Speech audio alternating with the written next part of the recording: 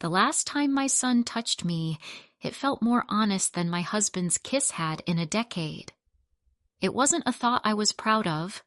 It wasn't even a thought I allowed to fully form, but it hovered there in the quiet, sterile air of my kitchen, shimmering like heat-off summer asphalt.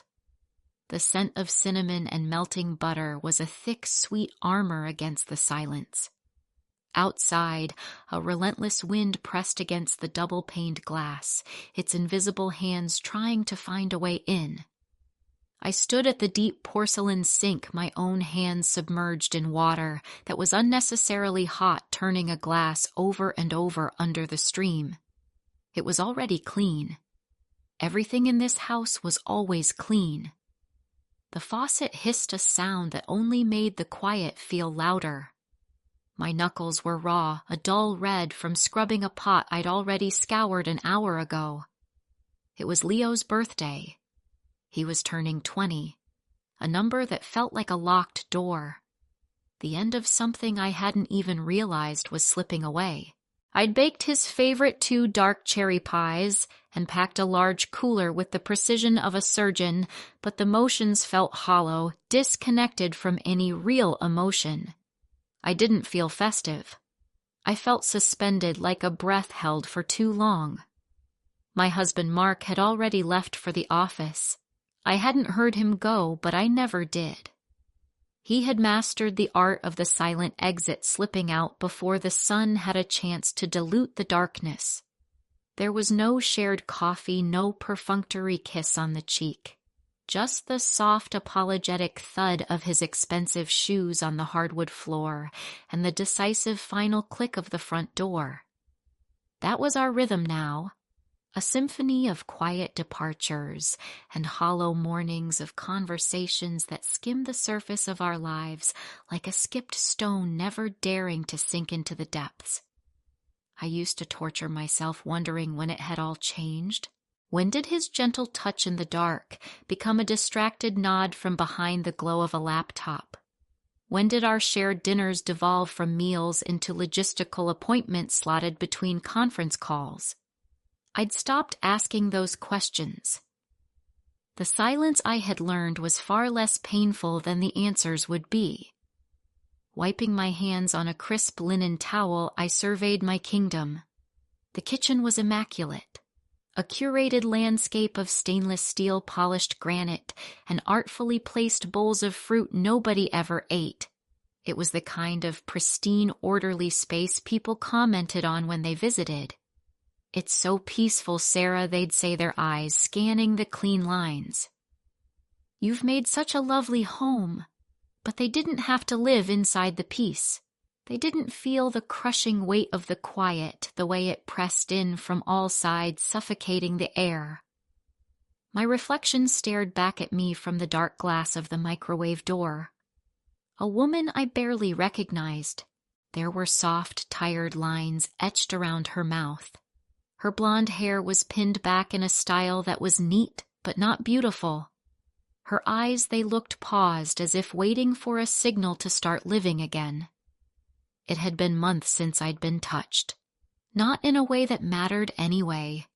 Not in a way that made me feel like anything more than a ghost gliding through the beautifully decorated rooms of my own life. And yet here I was, baking pies, packing coolers, pretending. Because that's what mothers were supposed to do. That's what wives were supposed to do. You build the stage, you set the props, and you play your part, even if you've forgotten all your lines. I didn't want a perfect day. I just wanted to feel like I was a part of it. The soft hum of the refrigerator door opening pulled me from my thoughts. "Need a hand with that, Mom?"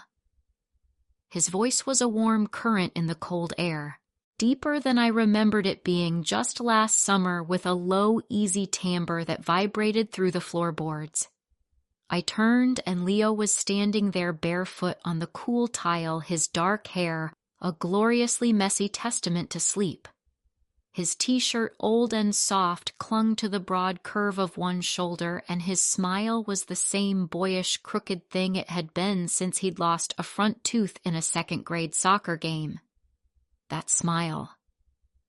It struck me with an almost physical force that I hadn't realized how much I'd missed seeing it up close. Always I said, my own voice sounding thin. I held out a stack of paper napkins for the cooler.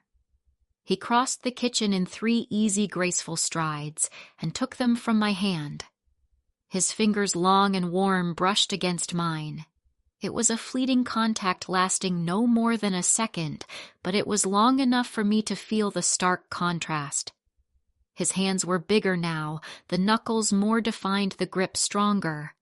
But they were still gentle. I had to look away, my gaze fixing on a row of lemonade bottles, as if they held the secrets to the universe. He began rummaging through the silverware drawer, humming a tuneless, happy melody under his breath. It was such an ordinary sound, a simple little noise, but it filled the cavernous room, not with sound, but with presence, with life. "You okay?" he asked, his back still to me. The question was so casual, yet it caught me completely off guard. "I'm fine." I answered automatically, the words rushing out too quickly, too defensively. He stilled for just a fraction of a second, a barely perceptible pause in his search for forks. Then he gave a small, almost imperceptible nod, as if to say he didn't believe me but wouldn't push. It was in that small, silent gesture of understanding that something sharp and brittle inside my chest began to soften. He noticed. He didn't try to fix it, didn't offer empty platitudes. He just noticed. Mark used to do that, a lifetime ago. When Leo turned back, forks in hand, he grinned that crooked grin again. "Best beach food ever is officially coming up, I hope so," I said, managing to return a smile. It felt fragile, like a piece of antique lace, but it was real. For the first time all morning, a sliver of genuine light pierced through the suffocating gray. For just a moment, I wasn't just a tired, invisible woman in a pretty empty kitchen. I was someone being seen. The beach was a chaotic, beautiful explosion of life by the time we arrived. A kaleidoscope of brightly colored umbrellas bloomed across the vast expanse of sand. Children shrieking with a joy so pure it almost hurt to hear darted in and out of the surf like sandpipers. Leo carried the heavy cooler with one arm, a stack of towels slung effortlessly over his shoulder. I trailed a few steps behind him, sun hat clutched in my hand, watching the way he moved through the crowd. He was confident, relaxed, completely at ease in his own skin. He was a young man now, no longer the little boy who used to bury his face in my side, begging me to carry him when the hot sand burned his feet. We found a good spot near the tall grassy dunes, close enough to the water to catch the salty breeze, but far enough to stay dry when the tide rolled in. I spread out the towels, smoothing them over the warm sand, while Leo wrestled with the umbrella, anchoring it deep. He had his back to me, and as he worked, the muscles in his shoulders and back shifted and bunched under his skin. I watched the fluid, powerful motion and felt something tighten deep in my stomach, a strange, unfamiliar ache that I didn't understand or perhaps didn't want to. The air smelled of salt and coconut-scented sunscreen, a fragrance so deeply ingrained with memories of past summers that it was almost disorienting. I sat down on my towel, the penetrating heat of the sand pressing up through the thick fabric, a comforting grounding sensation. Leo, his task complete, tossed a frisbee at me. It wobbled through the air, and I fumbled, nearly dropping it. "You're hopeless." He teased, his laughter carried on the wind. "I still beat you last summer." I shot back, the playful retort feeling foreign on my tongue. The throw I sent his way was embarrassingly short, dying in the air and landing in a heap halfway between us. He lunged for it anyway, a display of dramatic theatrical athleticism that ended with him sprawling face first into the soft sand, coming up with a grin and a mouthful of grit. I laughed. A real, genuine laugh that seemed to bubble up from a place deep inside me that had long been dormant and forgotten. The sound of it surprised me, felt like it belonged to a younger, happier version of myself. We played for a long time, tossing and diving and running, until we were both flushed with sun and breathless from exertion. When we finally collapsed onto our towels, I lay back and closed my eyes, letting the immense warmth of the sun soak into my skin, into my bones. "Can you do my back?" I asked, my voice slightly muffled by the towel under my head. I reached for the bottle of sunscreen without opening my eyes. "Sure," he said. I was expecting the usual quick, impatient slathering of lotion, the kind a child gives a parent. But when he knelt beside me, there was a noticeable hesitation before his hands made contact. His fingers were cool at first, then quickly warmed as he began to spread the thick white lotion across my shoulders. His strokes were slow, even methodical.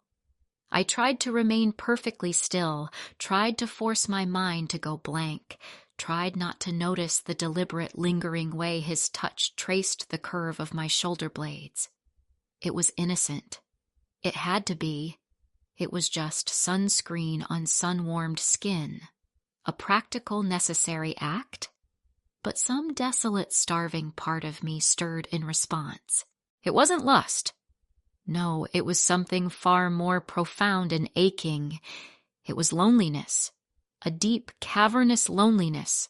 The kind that makes any form of gentle human touch feel like water to a person dying of thirst.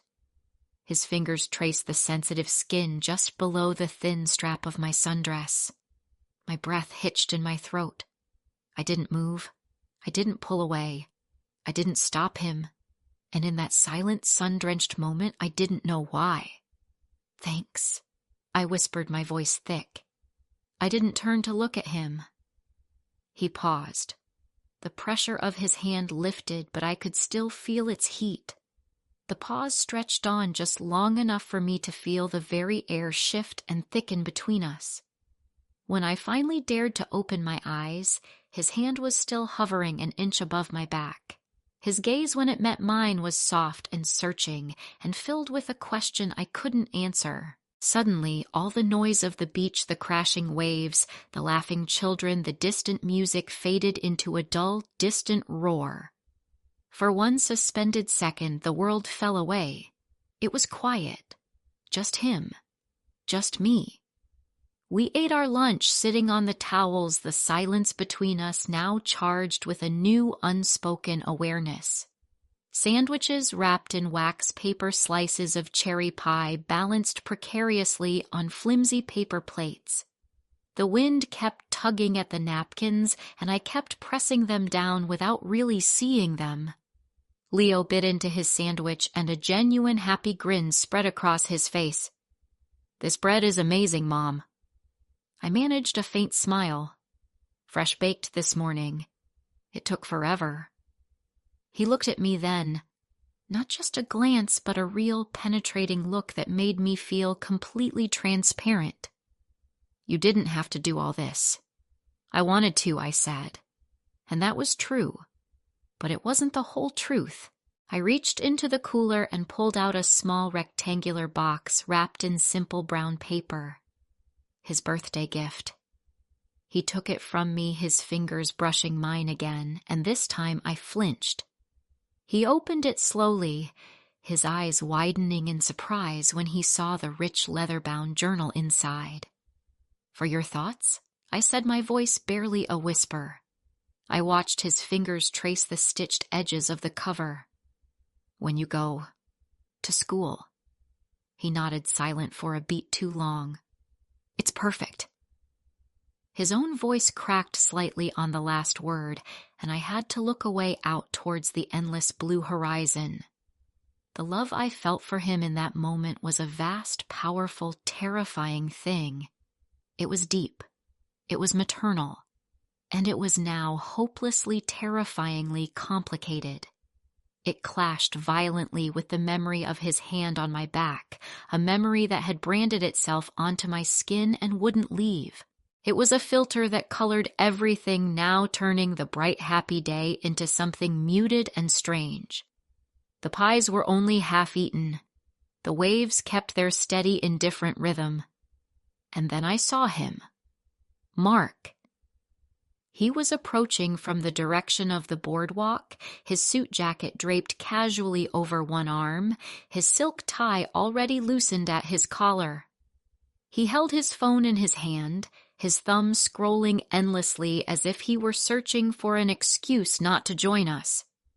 "Hey," he said finally, his arrival puncturing the fragile peace. He barely glanced at Leo. "Happy birthday, son."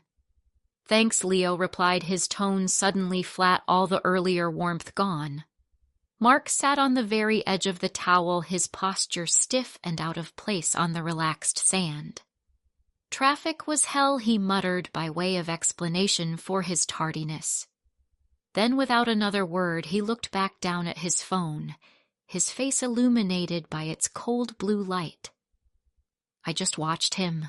I watched the way he could exist right beside us without ever truly being present. His presence wasn't a presence at all. It was a void. A black hole that sucked all the warmth and light out of the air, a stark and constant reminder of everything we had stopped expecting from him, from our lives. The wind pulled a strand of hair across my face, and I let it stay there. Leo had gone completely quiet. I wondered if he felt it too, that palpable hollowness that Mark brought with him like a coat. We didn't stay long after that. The sun began its slow descent, painting the sky in soft shades of pink and orange. Families started packing up their things, their fading laughter mingling with the cry of the gulls. We gathered our belongings like three strangers leaving a movie none of them had particularly enjoyed, but had pretended to for the sake of the others. In the car, Mark took a business call before we had even pulled out of the parking lot.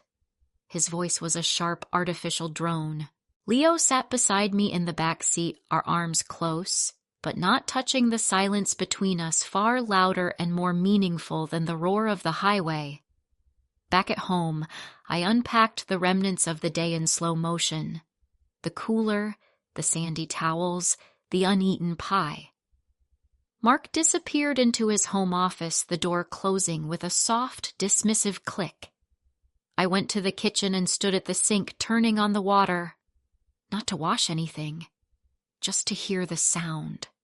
Just to drown out the silence and the screaming chaos in my own head.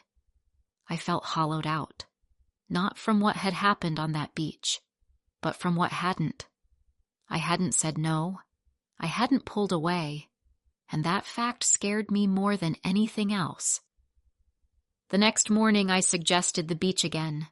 Mark had left on an overnight business trip to Phoenix, or maybe Vegas. He'd mentioned it while he was packing, his words thrown over his shoulder, his eyes already on the door. "I'll be back Sunday night," he'd said. "Don't wait up." I hadn't planned to. With him gone, the house felt both larger and more suffocating. "Let's go to the beach," I'd said over breakfast, my voice sounding unnaturally bright. I told myself it was just a way to get out, to escape the oppressive quiet. Something light, harmless. Leo just smiled, a small knowing smile that seemed to understand far more than I was saying. "Sure," he said. "I'll grab the towels." The drive was quieter this time. He played music from his phone, a soft, melancholic playlist of old songs I used to sing along to when he was a boy. I didn't sing now. I watched the road, my hands gripping the steering wheel so tightly my knuckles were white. We settled into the same spot near the dunes, as if the sand remembered us and had saved our place. The morning passed in a strange, easy haze. More frisbee, more sun. Another quiet lunch of sandwiches. But underneath the placid surface of the day, something slower and heavier was building. A sense of inevitability, a current pulling us toward an unseen shore. By early afternoon, the sun was high and hot, pressing down on my skin. I reached into the cooler, my hand closing around the familiar shape of the sunscreen bottle. Without allowing myself to think, I held it out to him. "Can you—" I started to ask, already turning my back to him, already lowering the straps of my sundress with a hand that trembled slightly. He didn't answer right away. The silence stretched, filled only by the sound of a distant wave. Then his voice low and close. "Yeah." His hands weren't tentative this time. They moved with a quiet confidence, a sureness that sent a jolt through my entire body. Smooth, careful strokes up my shoulders along the sensitive column of my spine. Down his fingers tracing the line just above where the fabric of my dress began. I squeezed my eyes shut, not because of the sun, but because I couldn't bear to look at him, couldn't bear to see my own reflection in his eyes. Because one part of me, the sane and rational part, wanted to disappear from that moment, while another darker, more desperate part wanted to stay there forever. "Leo," I murmured. His name was a question and a plea. I didn't know if it was a warning or a surrender. He didn't stop. His hands slowed, then stilled, resting in the small of my back. A warm, heavy pressure that seemed to anchor me to the earth. When I finally turned my head just slightly, he was close. Closer than he should have been. I could feel the warmth of his breath on my cheek. "I see you, Mom," he whispered, his voice thick with an emotion I couldn't name. "I always have." And then he kissed me.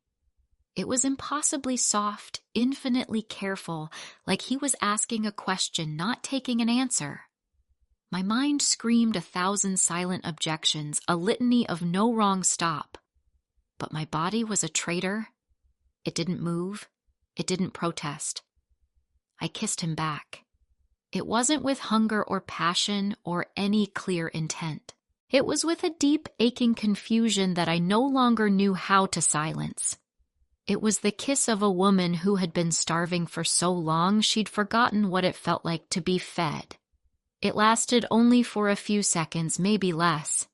But the world tilted on its axis in that brief, impossible moment. When we pulled away, we were both breathless. His eyes, wide and vulnerable, searched mine. "I'm sorry," he whispered, the words sounding torn from him. I just shook my head. I wasn't sorry. Not yet. The shame would come later, I knew. But in that moment, all I felt was the shocking, terrifying relief of being seen. The last week of summer moved in agonizing slow motion. Leo packed his life into cardboard boxes. Books, clothes, chargers coiled with a neat, quiet frustration. His room, once so chaotic and full of life, began to look stark and bare. The posters came down, leaving pale rectangles on the walls. The drawers emptied. The silence in the house grew teeth. We didn't speak of the beach. We didn't speak of the kiss. But it was there in every shared space, in every loaded silence. The air in the hallway felt electric when we passed. Every glance held a meaning we were both afraid to decipher. The night before he left, we sat on the back porch, the air thick with the scent of jasmine and the hum of late summer insects. "You nervous?" I asked, my voice small.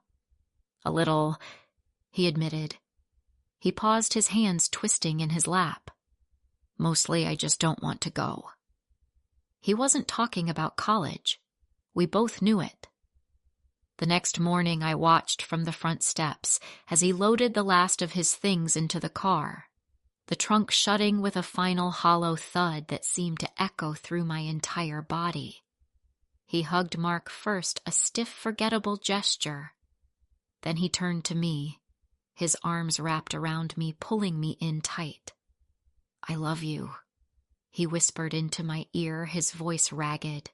"I love you too," I managed to say, holding him a little too tightly. He pulled away slowly, as if letting go physically hurt him. Then he got in the car, gave me one last haunted look, and drove away. I stood there until his car was just a speck in the distance. When I turned and went back inside, the house was just as I'd left it, perfect, clean, and utterly devastatingly silent. That evening, Mark was on his laptop, the glow of the screen casting flickering shadows on his face. He was in his own world, as always. I walked through the living room, my footsteps silent on the thick rug. I looked at the curated furniture, the pristine walls, the life that looked so perfect from the outside. People spend their whole lives watching stories unfold on screens, subscribing to dramas that feel more real than their own existence. They follow the lives of strangers, getting invested in their heartbreaks and triumphs. Maybe it was time I stopped being a passive audience to my own tragedy. Maybe it was time to cancel the subscription to this quiet, empty life and finally start writing my own script. The kiss on the beach was not the beginning of a twisted new story. It was the violent, shocking end of an old one. It was a transgression, a line crossed that could never be uncrossed, and in its terrible light, I saw the truth of my life with blinding clarity. It was a beautiful cage, and I had willingly locked myself inside for years. The shame was still there, a cold stone in my gut. But beneath it, something new was taking root. Not desire, not for him, not for anyone. It was agency, the raw, terrifying realization that the door to the cage wasn't locked. It never had been.